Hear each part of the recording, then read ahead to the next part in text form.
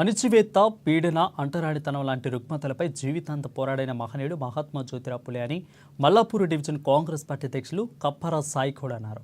ఆయన ఆధ్వర్యంలో మహాత్మా జ్యోతిబా పులే జయంతి వేడుకలను ఏర్పాటు చేశారు.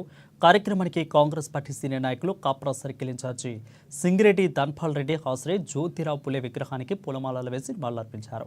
అంటరానితనం నిర్మూలన కోసం మహాత్మా పులే ఎంతగానో కృషి చేస్తారని గుర్తు చేశారు.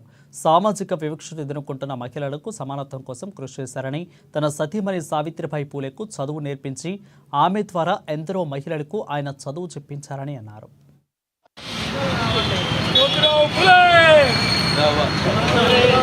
జ్యోతిరావు పూలే ఒక బీసీలకే పరిమితం కాకుండా వెనుకబడే తరగతులు ప్రతి ఒక్కరు చదవాలన్న ఉద్దేశంతో అందరినీ ఆదర్శవంతులు చేసిన ఘనత మన జ్యోతిరావు పూలేది.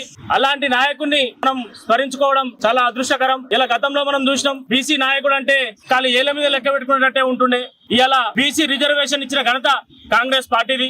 ఇలా 42% అనేది మామూలు విషయం కాదు. 23% ఉన్న బీసీని ఇలా 42% పెంచిన ఘనత కాంగ్రెస్ పార్టీది.